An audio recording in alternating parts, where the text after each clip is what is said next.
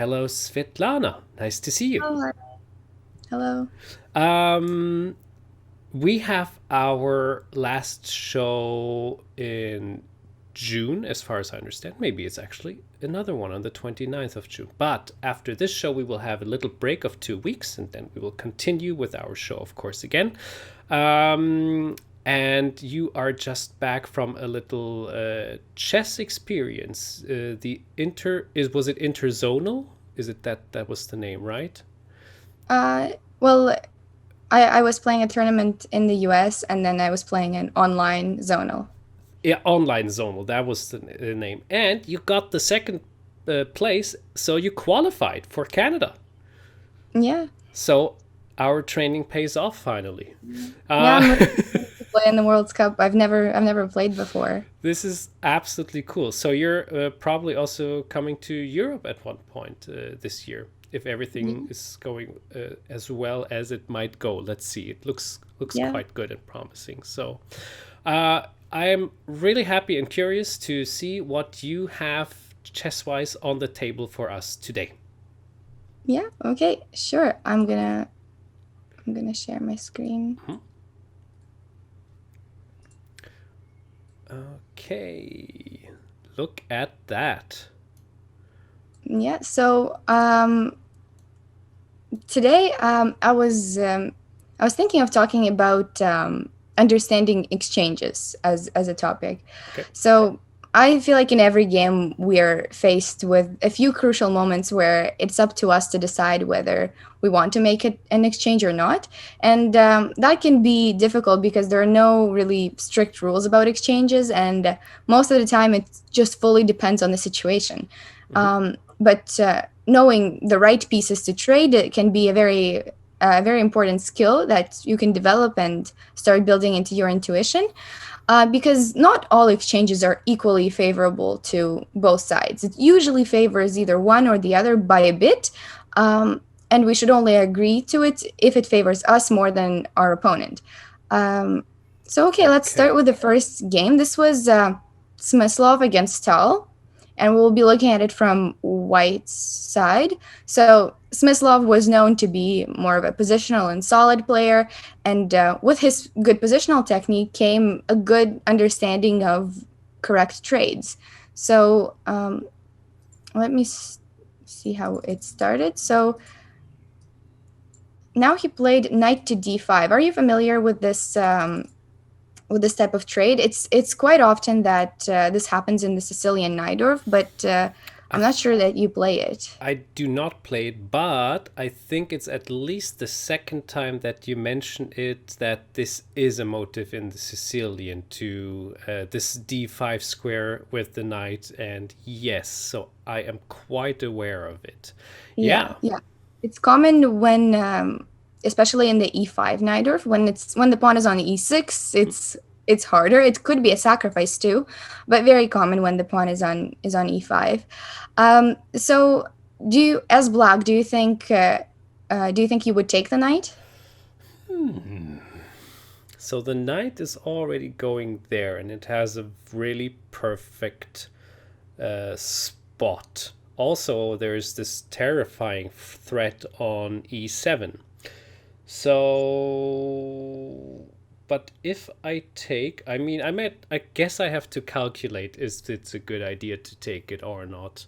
For you guys at home, please, yeah, put on the thinking hat and also evaluate if this is a good trade for black or not. So I have two options, actually three, but I doubt that taking with the queen is very good.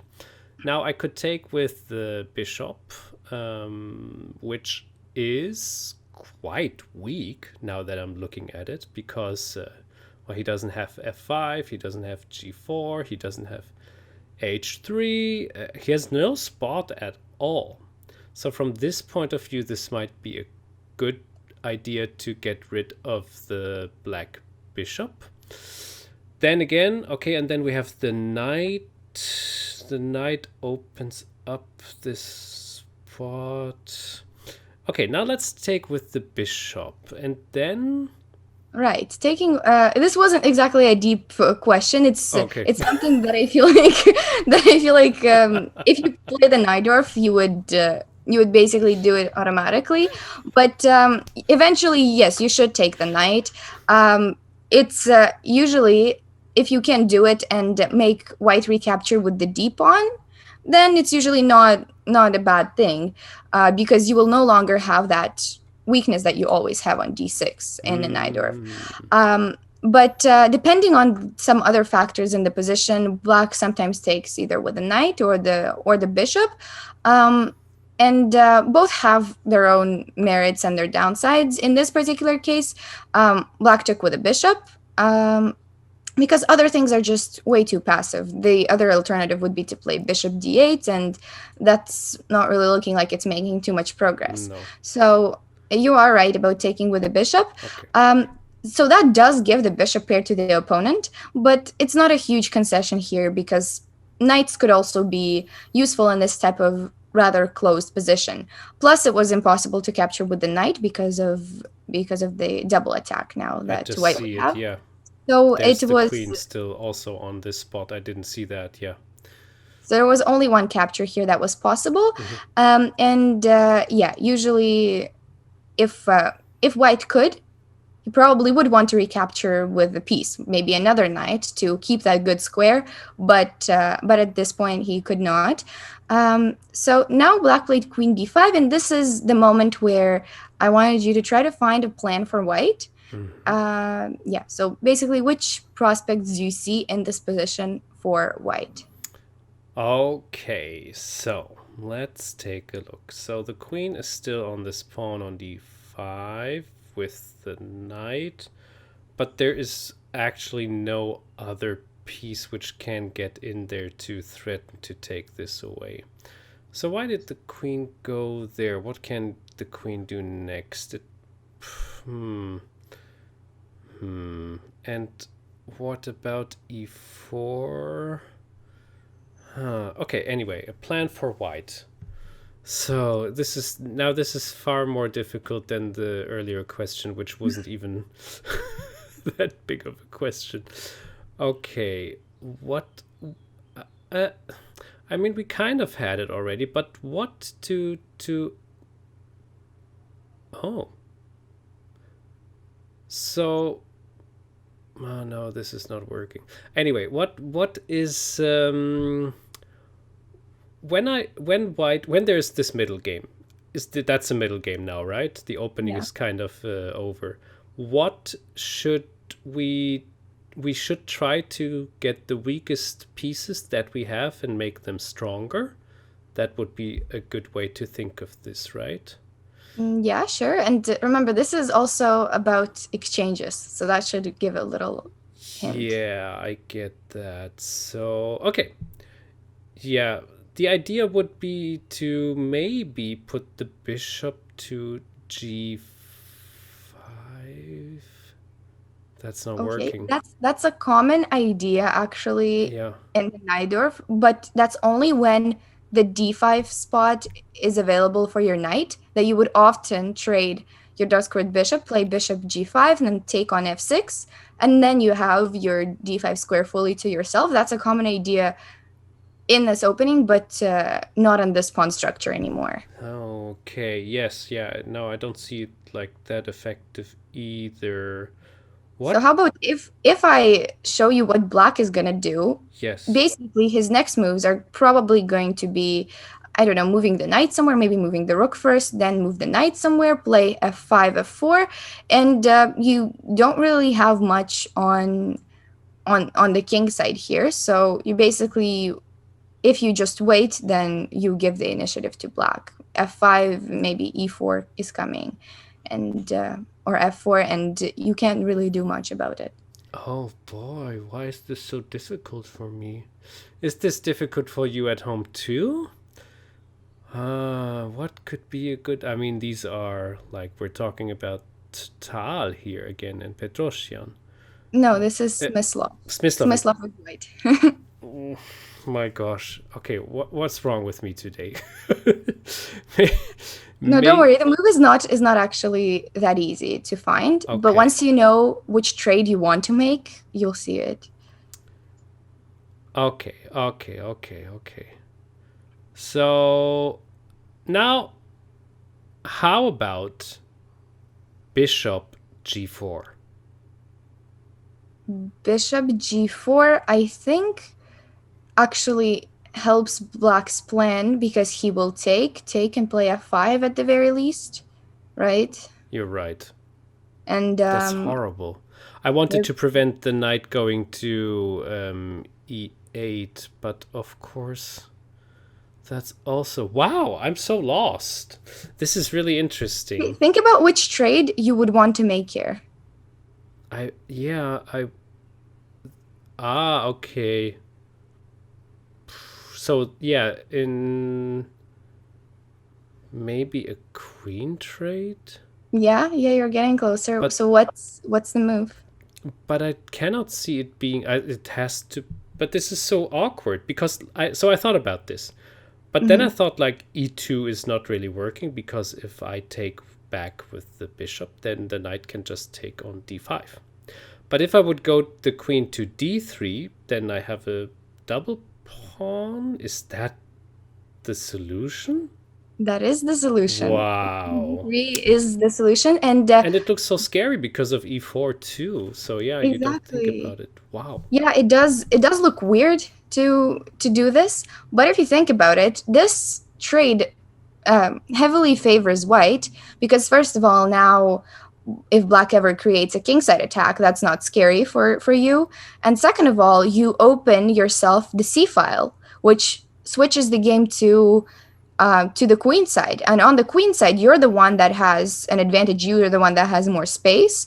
And black is the one that has more clear weaknesses. So b7 and d6. But mainly you do open the c file, so that gives you at least a plan to counter what black is doing.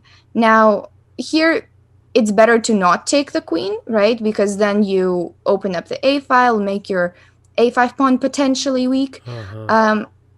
So something like this, you probably don't want to take the queen, so you rather force the queen trade like this, because now if black doesn't take, you play c4, and you have a really nice pawn center. I So get you it. actually force them to take, and yeah, this structure is pretty scary.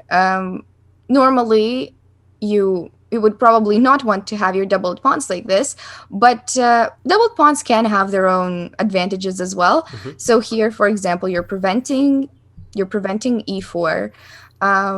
You can always Yeah. maybe do a rook lift to either c3 or c4 and double your rooks, and yeah, and your pawns are pretty safe here. And if you really start disliking them at some point, you could maybe play d4 later. So Interesting. the Okay. main point was to open the C file. So now there's a game on the C file instead of black just having an unstopped plan of doing something on the king side. Ooh. Okay. But but yeah, so now There it happens. there rook c3 happens. Would you take it? Would you take the rook as black? Who do you think this exchange favors? Oh, that's also double-edged. I mean, I guess white, if black takes and white takes back with the c pawn, it can go to c4 and be quite strong, I guess.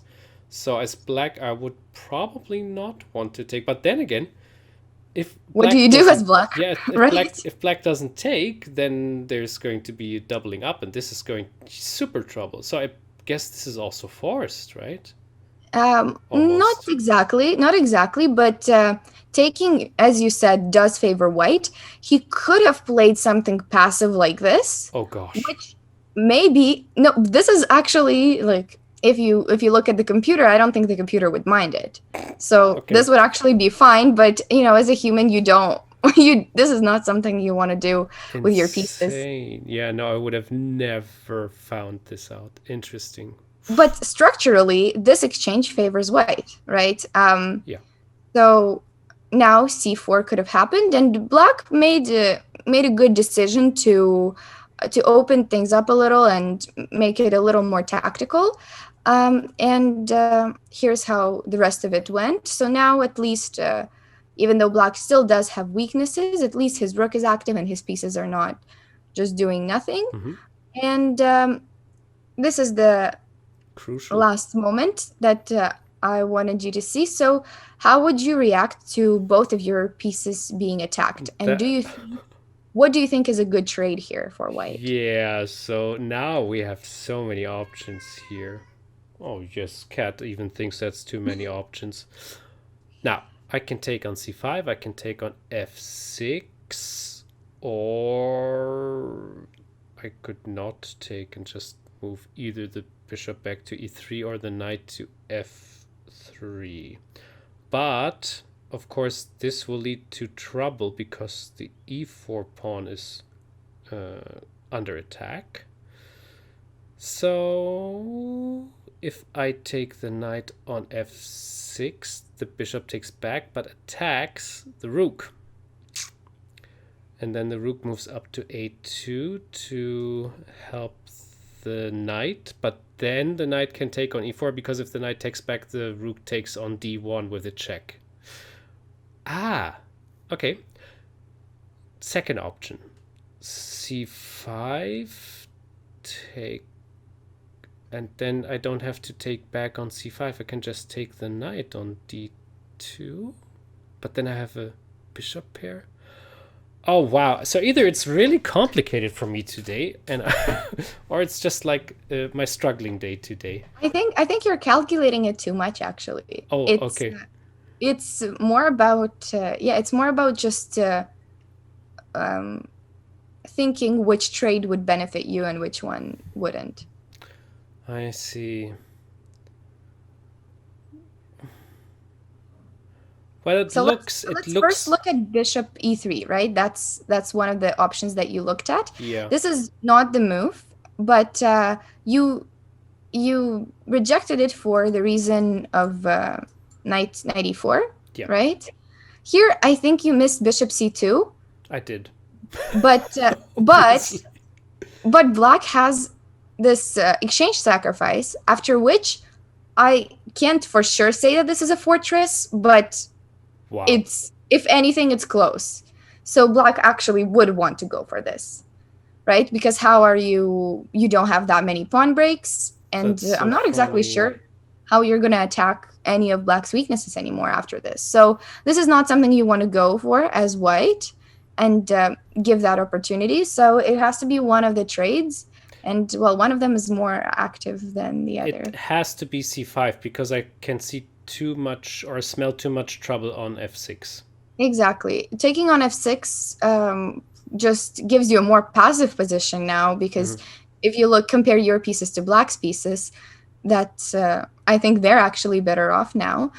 So it is bishop takes c5, and it may seem like you just traded a great bishop from d4, right? It was one of your stronger pieces, and you had your bishop pair.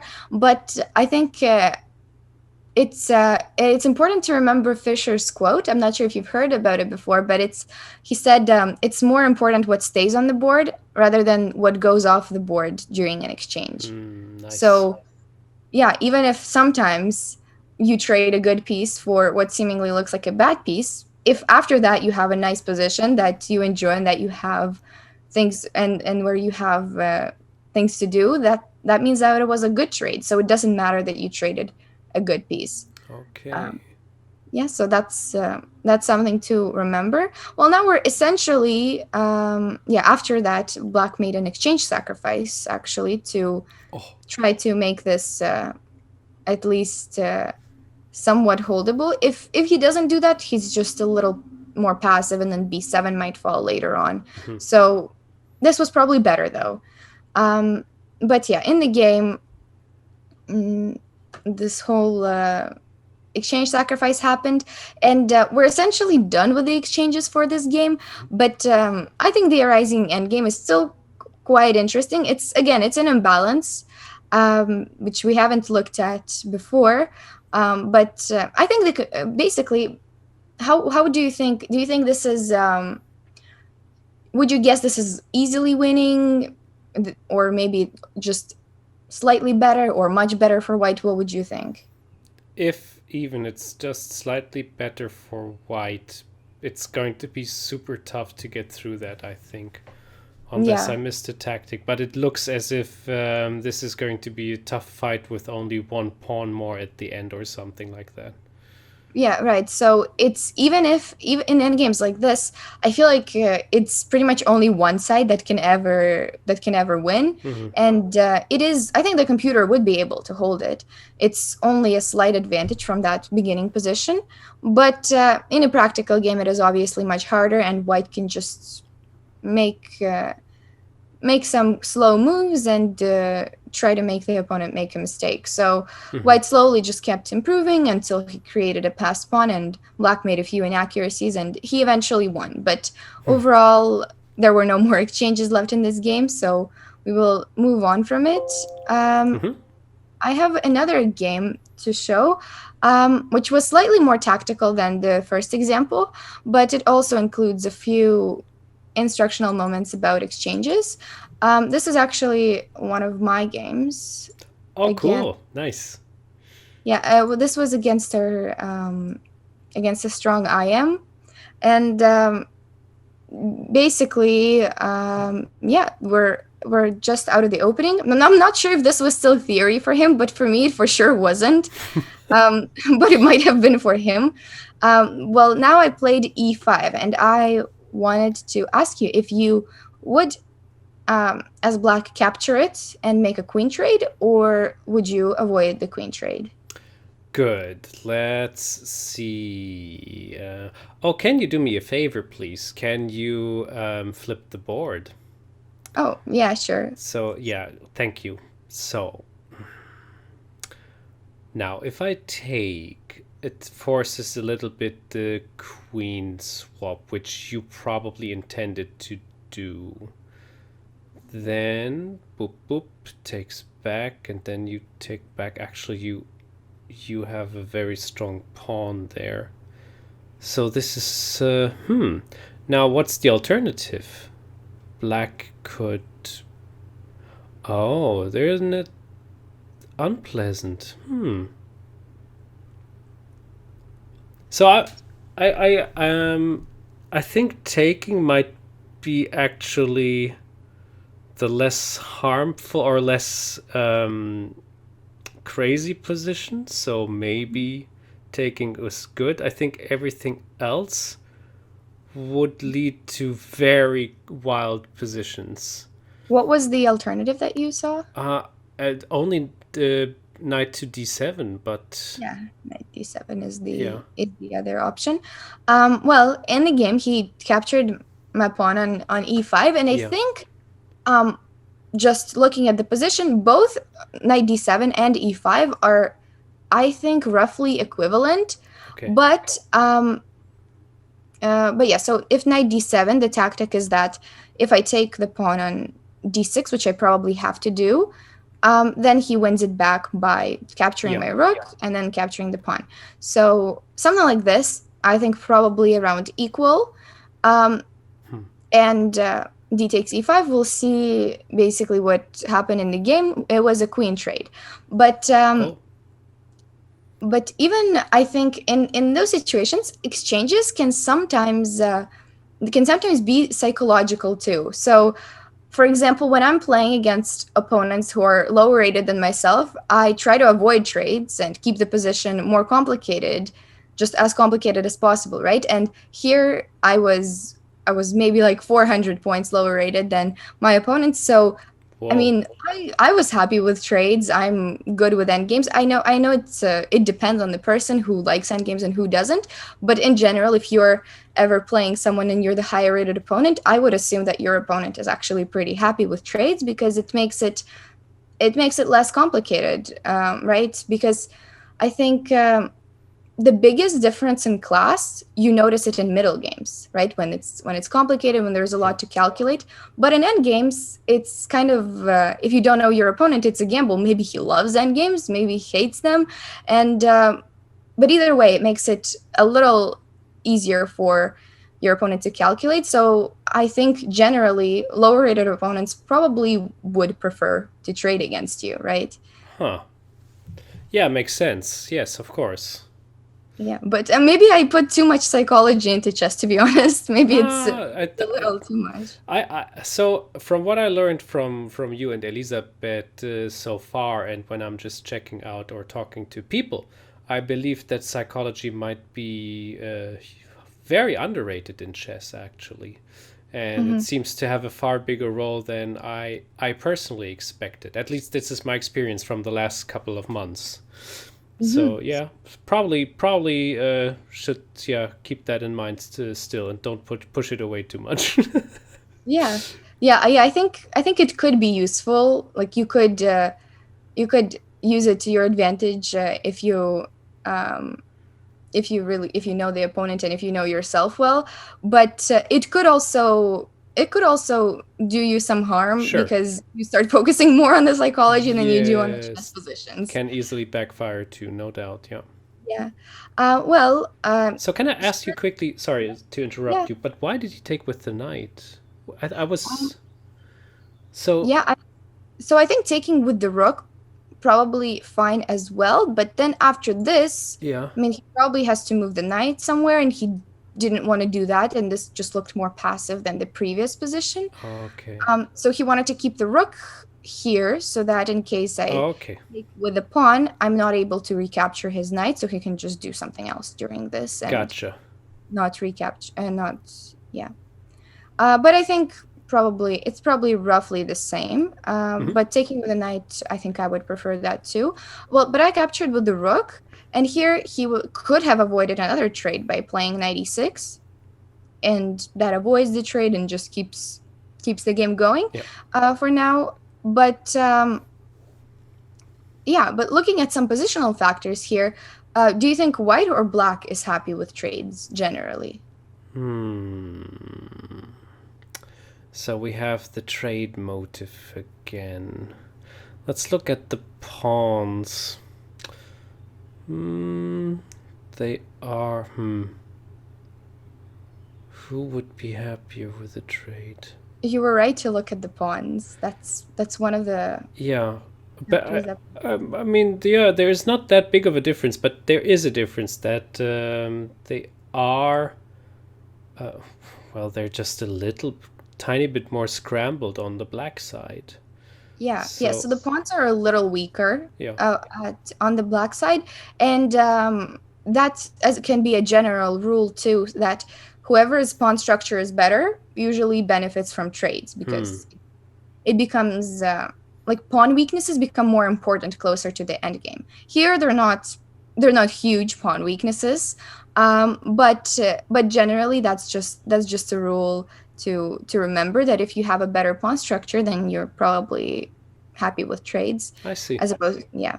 So another trade happened, um, and How now we're just funny! Look at this position. I mean, yeah. we've seen it a lot of times, of course, but that is funny. Yeah, that is funny that all the pieces are on the last rank, but soon they're coming out. And here, the last thing is, do you think the bishop c6 trade is worth it? That's a very good point. I knew you would ask this. Okay, so.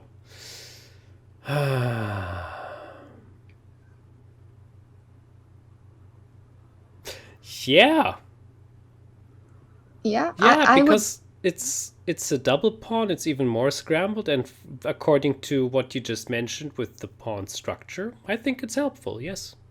Yeah, so I did this too, and this is type of exchange that we see quite often, the bishop taking the knight on c6, especially in the Sicilian. I know you don't play it, but there's many lines in the Sicilian, for example, like e4 c5, knight f3, knight c6, bishop b5, and eventually white takes on c6 to make pawn weaknesses for black, and they usually have a pawn on d7 Hmm. after that, but it's still like the same type of pawn weaknesses on c6 and c5. Hmm. So it's a sacrifice. It's not a sacrifice. It's a trade we see quite often, um, and yeah, basically you give up your bishop pair, but in exchange for those pawn weaknesses. Well, I liked this trade, and well, you did too, but I honestly don't think it's for everyone. The one thing I realized while making this exchanges lesson is that a lot of the trades are, of course, there are situations where it's objectively good or objectively bad, Hmm. but in places where it's a gray area, it really depends on what you like. For example, here, some people would by far prefer having a bishop pair because they love their bishops and they want to play with the bishops no matter how their pawns are looking. I liked having clear targets to attack. I like Yeah. the fact that black has doubled pawns and I have something to do. And I didn't think black's bishop pair was a huge deal. I mean, I suffered a bit because of that in this game after, but it was still turned out fine. But yeah, that's what I realized about exchanges is that it's really the positions that you're comfortable to play in, and that's what you choose for yourself. The good thing is that chess is not checkers, and you don't have to take Hmm.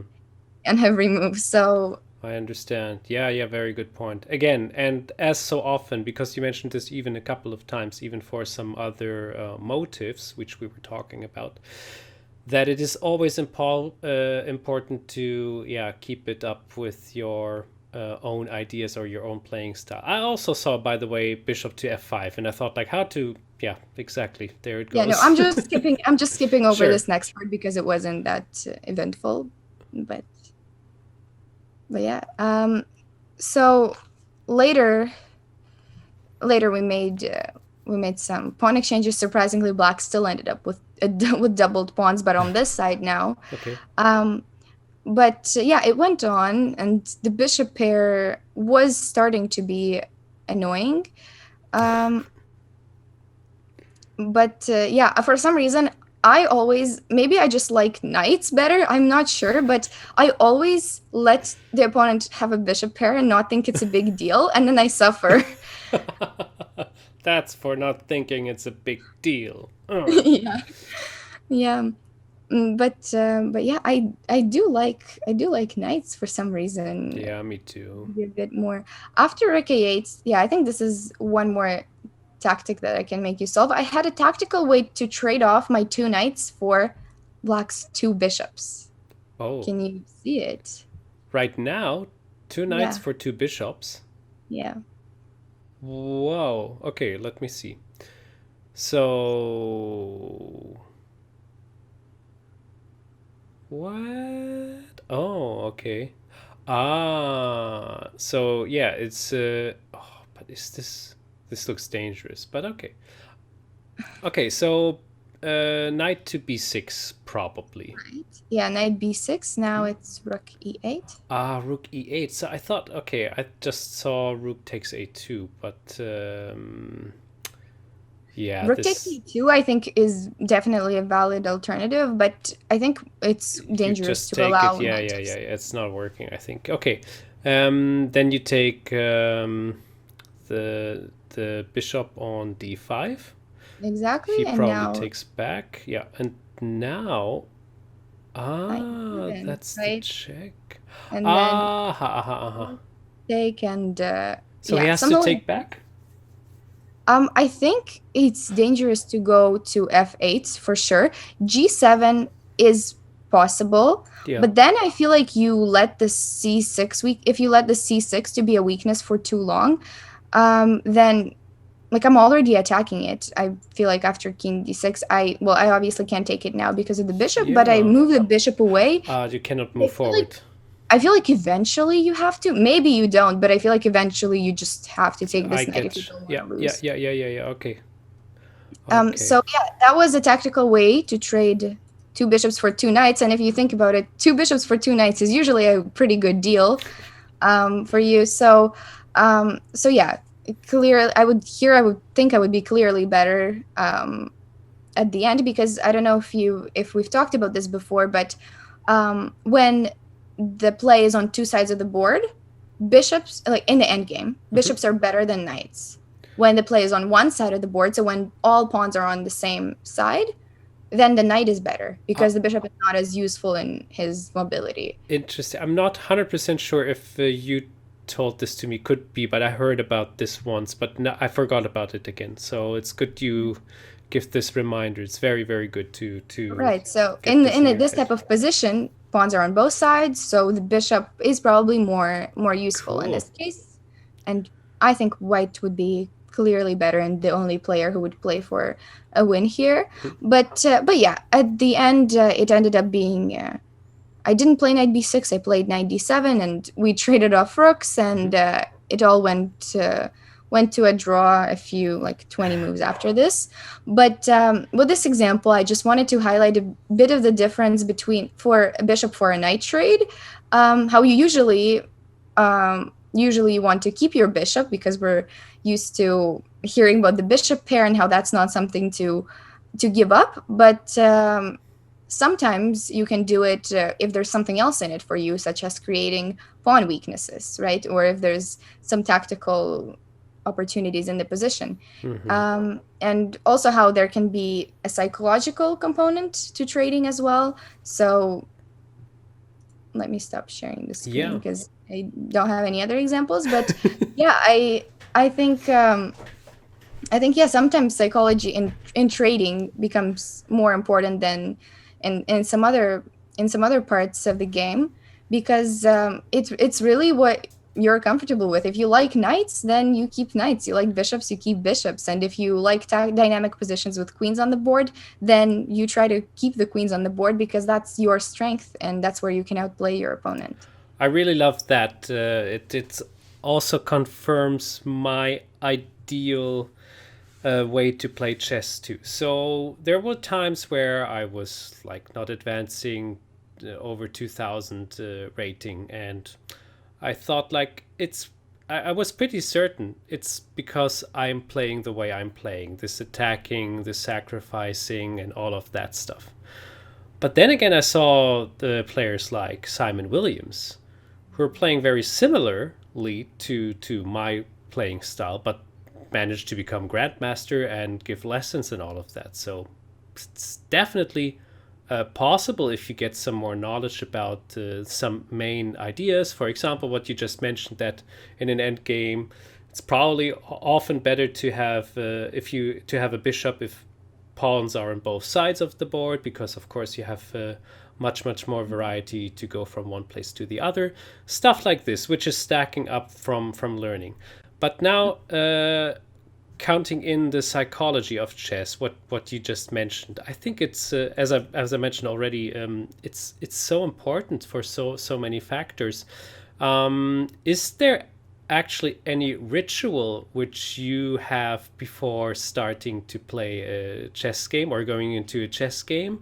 Are you like taking deep breaths? Are you training hard, or are you taking long Doing walks or yoga something? Yeah, meditation. exactly. Asking the guru or so.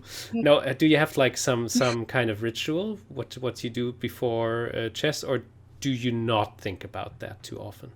I don't really do anything specific, but I do think being in the right mindset before a game is fairly important, because yeah, I've had games where I just like I was in a bad mood and I just played like whatever, and there were other times when I was in a good fighting mindset and that paid off and had like better results. So I think getting yourself in the right mindset is definitely important, and you can do whatever helps for you to do that. Maybe you need to like do some boxing before that and that's what some people do.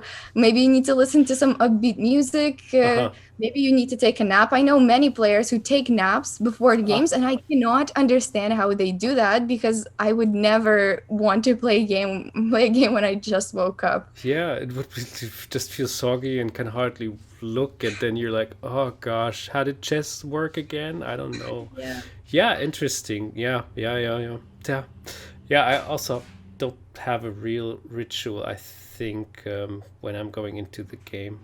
Usually, I talk to my mom a lot before games because Mhm. she knows how to get me in the right mood and the right mindset. Oh, that's cool. Yeah, that's helpful, I guess.